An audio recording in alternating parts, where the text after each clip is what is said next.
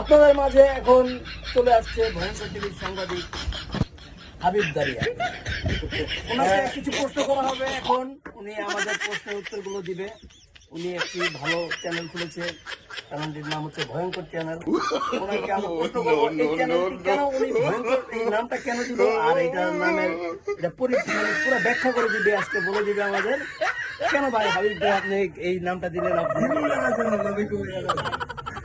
ধন্যবাদ সুপ্রিয় দর্শক মন্ডলী, ধন্যবাদ তসতস টিভির সম্পাদক তবু ভাইকে। জাস্ট তবু ভাই আমার একটা ফোন আসছে কালি থেকে